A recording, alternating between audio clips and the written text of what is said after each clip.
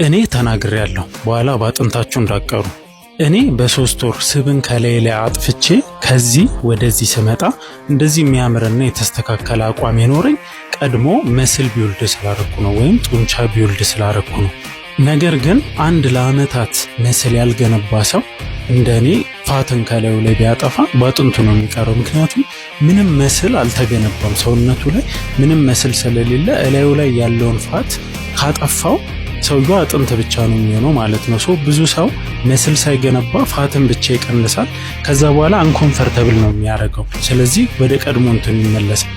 ሁሌም ቢሆን ሰውነታችንን ለመቀየር ስናስብ ወይ ቀድመን መስል ቢውልድ ማድረግ አለብን ወይ ደግሞ ፋት ሉዝ እያደረግን መስል ቢውልድ ማድረግ አለብን እንጂ መጀመሪያ ላይ ዝም ብሎ ቀድሞ ፋቱን ሉዝ ማድረግ ምንም የሚጠቅም ነገር የለውም። ውፍረን ለመቀነስና የሰውነት ክብደትን ለማስተካከል ዋነኛው ነገር እርምጃ ነው። በቃ በቀን ውስጥ ብዙ መራመድ ወይም ብዙ መንቀሳቀስ። የምንሰራው እንቅስቃሴ በጣም የጋለ ብዙ የሚያስልብ ብዙ የሚያስለከልክ አይነት መሆን አይጠበቅበት። በስራ ምክንያት ይሁን በሌሎች ምክንያቶች ላይፋችን ላይ ብዙ መንቀሳቀስ ካልቻለን ደግሞ በቤታችን እንደዚህ ትንሽ ረዘም ያለች ነገር ፈልገን እሱ ላይ በመውጣትና በመውረድ ወይም ስቴፕ አፕ በመስራት የበለጠ የእግራችንንም ጥንካሬ እየጨመርን በዛውም ብዙ መንቀሳቀስ እንችላለን። ቀስ በቀስ እንቅስቃሴው እየቀለለን ሲመጣ ክብደት መጨመርና እንቅስቃሴውን የበለጠ በማክበድ ሰውነታችንን የበለጠ ማጠንከር እንችላለን። ለዚህም በቤታችን የሚገኙ የተለያዩ ክብደት ያላቸውን ነገሮች መጠቀም እንችላለን።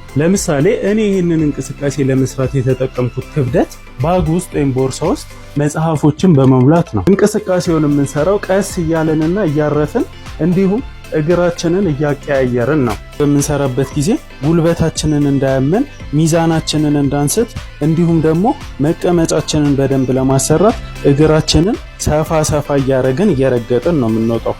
እናንተም ቤታችሁ ውስጥ ያሉ ከፍ ያሉ ነገሮችን ደረጃዎችን ሊሆን ይችላል፣ ወንበሮችን ሊሆን ይችላል እና ክብደት ያላቸው ነገሮችን በመጠቀም ይህን ኤክሰርሳይዝ በየቤታችሁ መስራት ትችላላችሁ። በቀን ከ7000 እርምጃ በላይ መራመድ የሰውነት ክብደታችንን ለመቆጣጠርና ጤናችንን ለመጠበቅ ከሚያግዘንም በላይ በተለይ የመቀመጫ ጡንቻችንን በማጠንከር የዕለት ተዕለት እንቅስቃሴዎቻችን ቀላልና ምቹ እንዲሆኑ ያደርጋል። አመሰግናለሁ። እየተንቀሳቀሳችሁ ይመቻችሁ። ውፍረትና ክብደትን በቋሚነት ቀንሰን የሰውነት ቅርጽና አቋማችንን እንዴት ማስተካከል እንችላለን? እናንተም ለሌሎችም ስለሚጠቅም ሴፍ ሼር እና ፎሎ እያደረጋችሁ አይረ ሪፖስትም አድርጉት። ሁልጊዜም ውፍረት አስቸግሯችሁ ስትጀምሩ እላያችሁ ላይ ያለው የስብ ወይም የፋት መጠን እላያችሁ ላይ ካለው የጡንቻ ወይም የመስል መጠን በጣም ይበልጣል። ለምሳሌ ወይዘሪት ጥንቸል ላይ እነዚህ ብርቱካናማ የሆኑት የስብ ወይም የፋት መጠኖች ሲሆኑ ሮዝ ወይም ፒንኮቹ ደግሞ እላያ ላይ ያሉ የጡንቻ ወይም የመስል መጠኖች ናቸው። እንደምታዩት እላያ ላይ ያሉት ጡንቻዎች 4 ሲሆኑ እላያ ላይ ያሉት ፋቶች ግን 10 ናቸው። ስለዚህ የሰውነት አወቃቀሯ ወይም ቦዲ ኮምፖዚሽኗ 70% ፋት 30% ጡንቻ ነው ማለት ነው። ወይዘሪት ጥንቸል በጣም ፈጣን ስለሆነችና ቶሎ ክብደት መቀነስ ስለፈለገች ምግቧን በጣም መቀነስና በቀን ውስጥ ብዙ መሮጥና መንቀሳቀስ ጀመረች። እንደዛ በምታረግበት ጊዜ ጡንቻም ቀነሰች፣ ፋትም ቀነሰች። ጡንቻም ቀነሰች፣ ፋትም ቀነሰች። ፋትም ቀነሰች፣ ጡንቻም ቀነሰች። መጨረሻ ላይ ፋት ብቻ ሆና ቀረች ማለት ነው።